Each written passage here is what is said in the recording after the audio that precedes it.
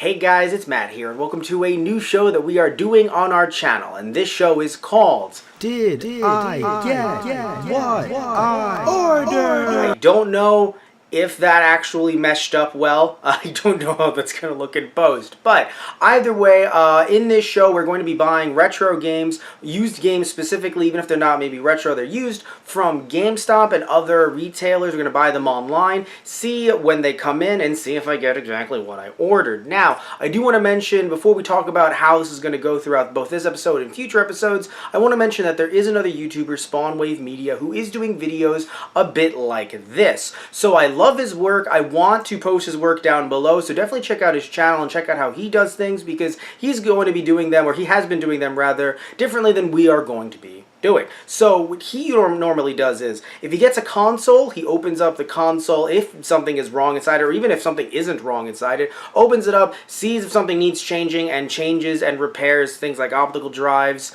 and things like that. When it comes to video games, he checks if the discs have residue and if they work, and also when looking at cartridge-based games, he sees if those work as well.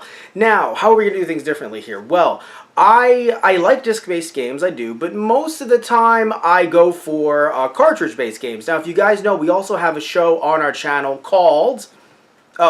Oh, we don't have a graphic for What's in a Cart. So, we have a show called What's in a Cart, and I take games, cartridge-based, be they Super Nintendo, NES, Game Boy, Game Boy Advance, Game Boy DS as well, Game Boy DS, Nintendo DS, and I look at them and I go, either they're games that I've had in my collection since I was a kid, or they're brand new games I've got, and I say, how repro are you?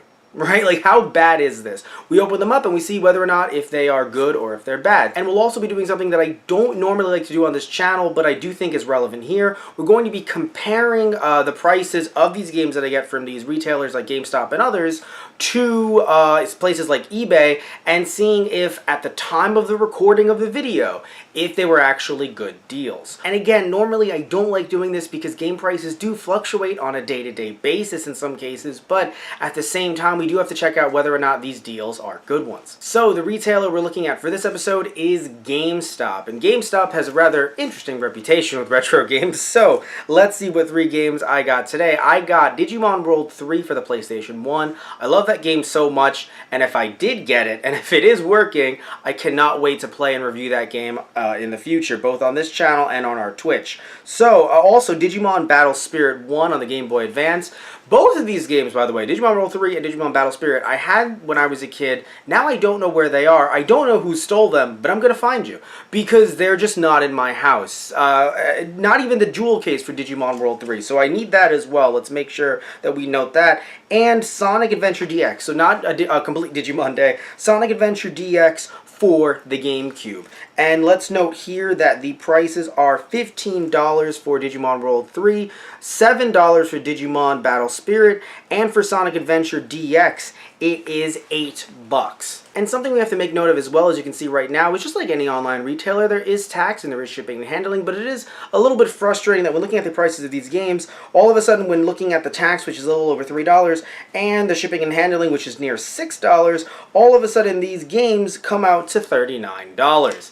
That, again, it's a little frustrating, but it is something that we have to look at when we're comparing the prices. But before we compare the prices, let's actually take a look at some of these games. So when looking at this, we already have the dreaded plastic baggie. So what does that mean? That means that not every single one of these games is going to have a jewel case or even potentially a box. So our first game, Digimon World 3, is just a disc. Now, could I get the jewel case online? Well, I'll be looking into that a little bit later, off camera, off video, but as of right now, I paid $15 for a game without a jewel case. Now remember, jewel cases and boxes and manuals and things like that are in no way confirmed by GameStop. When you're buying this, they say it right on their website, you might not get one. So I knew that, and there was a risk and a gamble going into this. So I did know that. That's not like GameStop has screwed me over, but it is frustrating irregardless. Now, looking at Digimon Battle Spirit, we can see here that the just looking at it with my own 2 eyes, the label does look good, but of course we don't have a box and manual as well. Now again, to some people they're thinking, Matt, did you really expect a box and manual? I didn't expect a box. It would have been nice. It would have been great for this video. But I did not expect a box.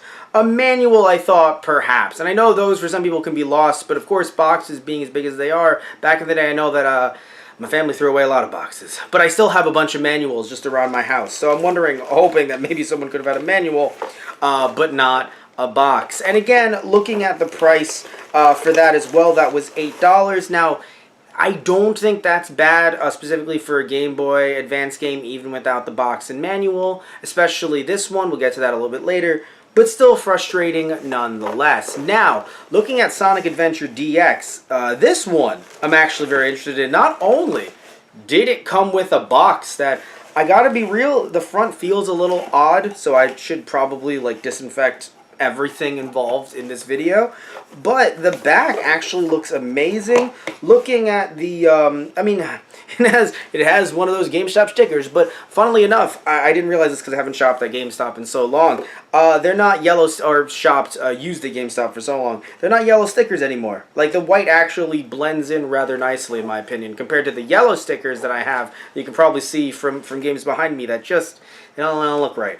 Also, another thing too that actually I really should note that makes me really happy about this, it's on the outside.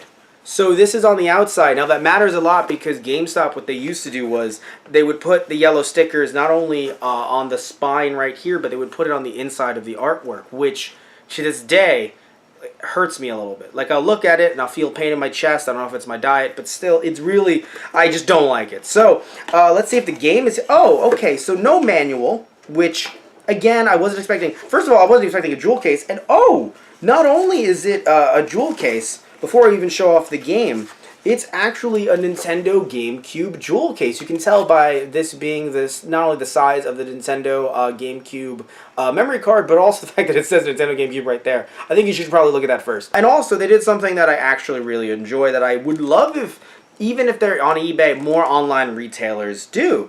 They actually put it in this instead of in this. Now, of course, I'm going to throw this away, take this, not the CD, take the GameCube disc and put it in here. But the reason why I actually prefer that is because I've bought a lot of games online for different videos and things like that, or because they're games that I had since I was a kid, had when I was a kid and don't have anymore, or want to check out, whatever the reason might be. And you end up getting the actual box and the box manual, whatever, and the game, and you hear it shaking, and you think, oh God, oh God, oh God. This shook throughout the U.S., just across the U.S. in the back of some UPS truck. This thing has been shaking. If this disc wasn't scratched before, here we are now. So the fact that GameStop did this, I'm actually a fan. So I will admit, GameStop, while I would have preferred a jewel case of some type, even if it was a cheap jewel case, for, like, not even a Digimon jewel case, just a standard jewel case for Digimon World 3, I have to admit they did, for $8 for Sonic Adventure DX, they did a lot more than I thought they were going to do. I didn't think I'd be getting any type of cases whatsoever. Now, here's the thing, though. So when looking at this disc right here, I have a feeling that the front may have been buffed. And the reason why is because when looking at this, and I move my finger across the top, I can see that the top of the disc is slightly, it's probably very hard to see on camera, but is slightly coming off, and that could just be due to years of wear and tear, and due to the way GameCube discs were pressed and labeled back in the day. But you can see few specks, and they're not specks of dust. They're very shiny, and they look like they're actually particles coming off from the front of the disc itself. Overall, though, and you can also see, again, probably very hard to see on camera, there is a pattern around the front of the disc that clearly shows that it has been put through one of those ringers. Ones that I remember, oh God, I remember in the 2000s, they would have DVD rewinders. And you're thinking, wait, but a DVD player does that, and they do. My dad bought one out of sheer curiosity because it was literally like you would put the DVD in a grinding case and you would grind it around. Now, there were also actual good DVD cleaners that could do that, but that could, also be spun around like that and they would clean the DVDs, but this one was a DVD rewinder. Now, looking at the back of this disc This disc is so scratched that I frankly do not believe it will play. If it plays, holla frickin' Luya. And it does look like there is some residue from this thing being cleaned. I hope that's cleaning residue. But when you look at the back of this disc, it might be a little hard to see on camera. This is a problem. This is a bit of a problem. I really hope that this thing can actually be played. So let's take a look at Digimon Battle Spirit. Now this game is actually a Digimon fighting game, if you didn't know, for the Game Boy Advance. I really do love this game. Ooh, looking at this, no, that's just a general weird... Okay, so I don't know if this is just general weird residue, not from a cleaning material or anything like that. The top of this, I don't know if that's like the actual box art for it, or that's just someone spilled something or something like that. It just looks odd, like someone kind of colored it in with like a red pencil or something.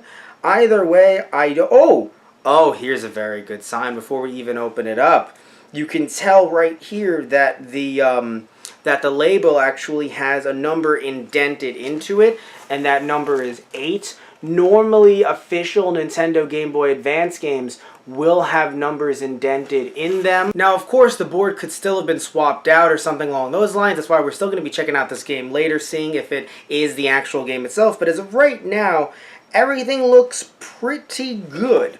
The back of the cartridge does look to be used, obviously, definitely a little battle damage there, a little worn and torn, but so far, this game does not look like there's anything fishy about it, so that also is definitely good right there. So let's put this baby away, and let's jump to Digimon World 3. Now, nothing against Sonic Adventure DX. I do love that game. I like Sonic Adventure Battle 2 more, but I don't hate this game, and I definitely have wanted Digimon Battle Spirit for years, but Digimon World 3 is one that is very near and dear to my heart. The amount of hours I put into it, I'm pretty sure if my memory card, because I have a few different ones, pretty sure if my original memory card still works, I can probably load up my save data. Oh, baby. And oh, God, the cleaning material. Oh, Jesus H. Christ. So I didn't have my glasses on. I still don't, actually. But oh, no, baby, the cleaning material.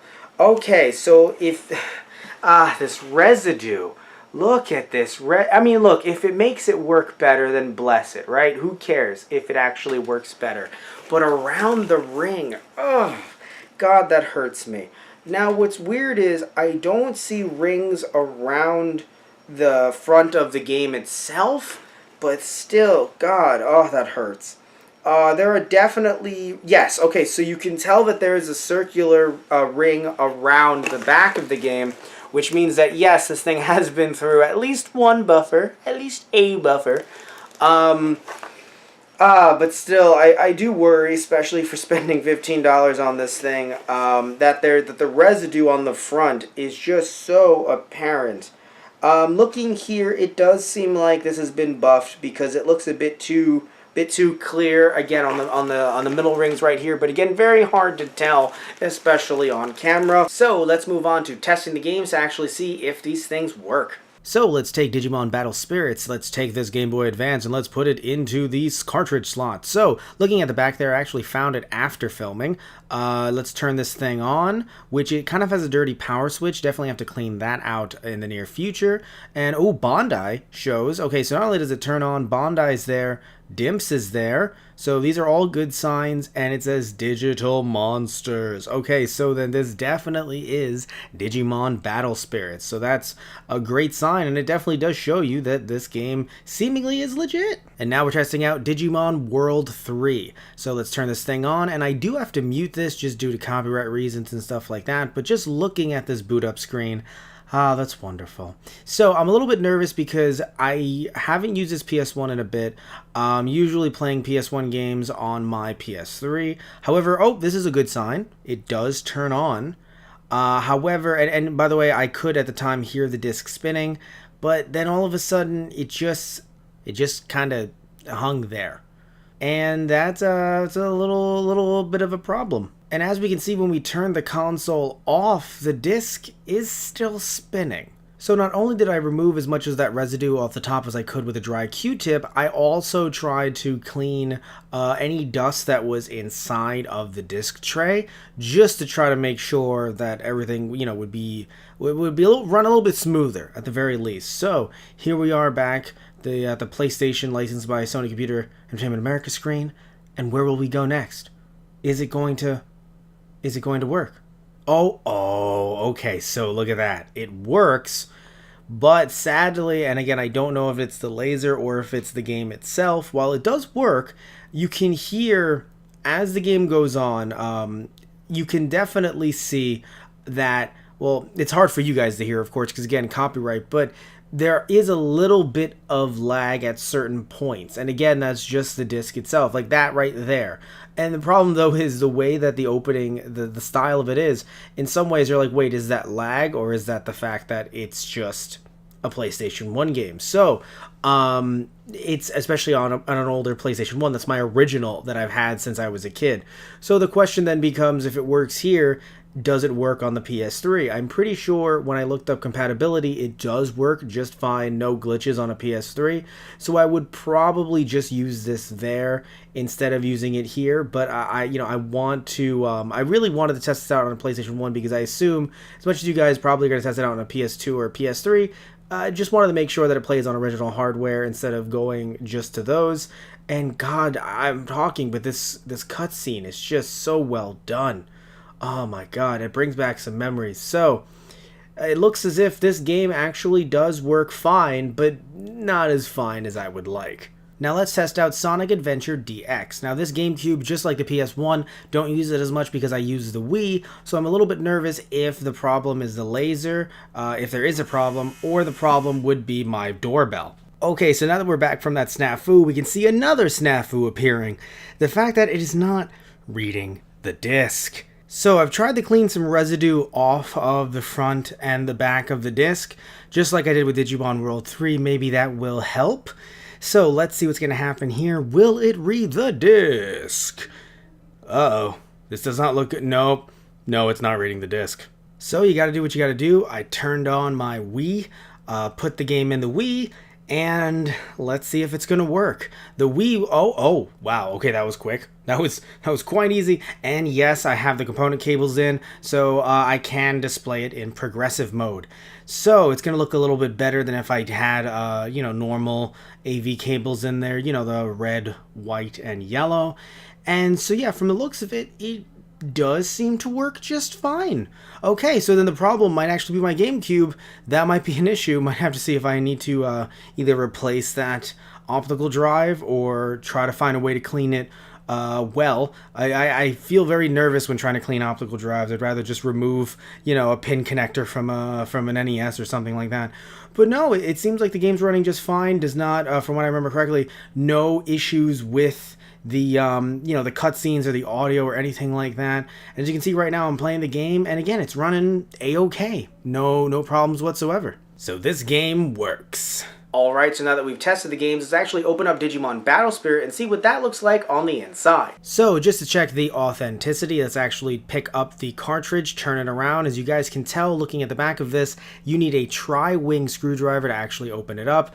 So that is a good sign, right, that it's a tri-wing, because usually Nintendo uses tri-wings. I actually have a tri-wing, so let's actually put that in the back right here. Let's open this baby up, and as we're doing that, remember, lefty loosey, righty tighty. So opening this thing up, again, looking at it from the outside, it looks like it's completely legit, and again, you guys just saw that it played the game, so it should be completely legit, but things are weird. Online, people are odd. So you never know if someone oddly just swapped out the board with a fake one for some reason, because this is a game that I don't think should be absurdly expensive, but it doesn't seem to come up that often. So opening this up, as you can tell, let's see right here. So it's, again, the board looks okay. Well, when you see 2001 Nintendo, you then know that the board is legit. It looked legit just from the way, the board was laid out. But yeah, you see 2001 Nintendo, you know that it's a real board. So it's real. And now let's actually look up the prices on eBay and actually see if I've gotten a good deal. But remember though, we're not just looking up the prices. We're also going to the eBay sold listing and seeing how much these have been sold for. The reason why that's very important and very, very important, not just when you're buying, but when you're selling, is anyone can put anything up for any price. So disregard the price and remember to look at how much this thing is going for. Also, especially with Game Boy Advance cartridges, make sure to try to weed out those bootlegs because they're going to be very cheap because they're bootlegs. So let's check out some of these prices right now. So let's take a look at the price of Digimon Battle Spirit. Now, looking at this, it says reproduction, not genuine. That matters a lot more than you think because of the fact that, you know, some of these cartridges, especially when looking at them via pictures like this, it's kind of hard to determine whether or not they're repros. So I'm not saying that GameStop has never sold a repro. In fact, we've done videos about it. Many YouTubers have, done videos talking about that. So when scrolling through all of these, though, clearly, look at that one, Jesus. Clearly, yes, we potentially didn't get it for the cheapest price, but at the same time, when looking at some of these, again, you don't know what you're getting necessarily. So yes, there's technically a return policy with eBay, but things get a little bit dicey when you have to show them that it is indeed not official, not real. So that really depends on the store. With GameStop, they'll take it back immediately. So remember though, we're looking at what the prices are. What we need to do is go over the sold and see what it's been selling for. So that's selling for $5.49 clearly shows that I may have been slightly screwed. But here's the thing, right? So remember that, even though, so when I first tried to buy this from GameStop, I saw that, okay, no, apparently I've been really screwed with this over at $10. Now here's the thing though, as you can tell, deals like that they don't come all the time. So while that actually infuriates me in my very core because I wasn't around to buy it, you're going to notice that some of these for sale, or even just as some of these, progress, that they're not as cheap as you would think or as you would like. I mean, hell, look at how far this list even goes down. So a game like this, I'm not saying that it's rare necessarily, but at the same time, it's not a game that you'd see as often from the looks of it. And that's why, even though some of these are pretty cheap, it's I don't know. I mean, I guess technically you could say that I got screwed with GameStop price-wise, but again, with the return policy, I don't know. So taking a look at Sonic, as we scroll down, there's GameCube cases without the disc, then there's the discs. So right here, just looking at how much this is going for, I did pretty well. It does work on the Wii, as you saw before, so from the looks of it, not that bad, actually. So, but we have to remember, though, we do have to go over to sold and see how the price is looking there. So let's do that right now. Wow, a lot of people are just selling the Steam case. So, looking at this right here, you can see that as a... Okay, so right there, yes, I may have gotten slightly screwed, but here's the thing. It really does depend on how many, because most of these are discs. That was, let's see, $7. Okay, so $1 off. Right, so $1 off, but again, as I keep on saying over and over and over again, there is a return policy, but still $1 off, worst case scenario. And also, just from looking at these first pictures, I don't know how the other side of the disc looks like. So this thing, some of these discs could be scratched up to hell. So this is not just a video of me justifying my purchase, okay? No, but I do think that if I didn't get the box, if I didn't get the case, then it would have been really bad. All right, so now let's look at Digimon World 3. Now that's just a normal case, a normal game rather, just a disc for almost $9, and it's written on the front of it. I don't know if that actually affects the drive and how it reads it, but it's still, oh god, 2 discs with writing on it. Also, we should note that I seemingly got the Greatest Hits edition from the looks of it, I believe. But yeah, so as we scroll down here, we can see that as a disc, it is a bit easier to find it, a little less than 15. But when you're trying to get it with a case, it actually does go up a little bit higher. So again, I didn't get it with a jewel case, to be fair, but I don't think it was the worst for 15, especially looking at 1650 right there. But going over to sold, we see all of a sudden, oh, by the way, that's a game disc. It says game disc and manual only, but the picture is that's weird. It's the jewel case. Anyway, so that's a $13 disc. as you can see. Scrolling down, $16 disc, 1660.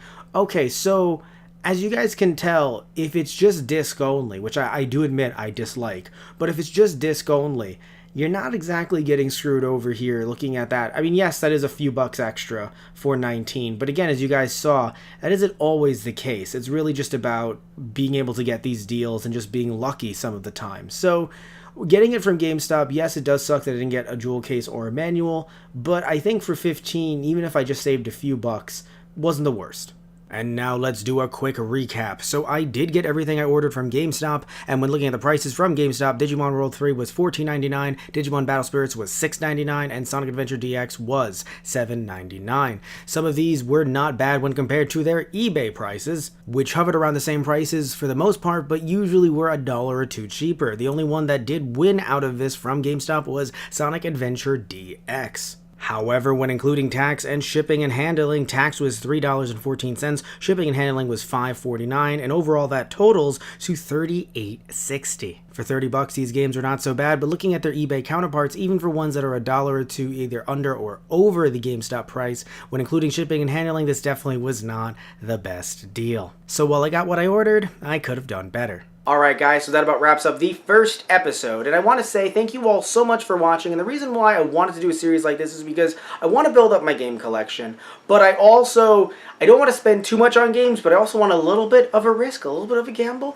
and some of these games, as you can tell online, complete and everything like that, are a little bit pricey. So I do, not all of them, but some of them can be, and we all know that, trying to shop online and things like that. So I wanted to see, again, what I could get. I also wanted to see if my faith in GameStop might be able to be restored, and see if I actually could get what I wanted to get. And also, again, I want to thank Spawnwave Media for creating the content that he creates. When I saw his videos, I really enjoyed them, but I just wanted to put my own spin on it because I know that, I also care about, opening up like the carts and things like that and checking the price of these things and trying to see what the best deal is. But again, I want to thank him so much just for the content that he creates. And again, check out his stuff down below in the description box down below.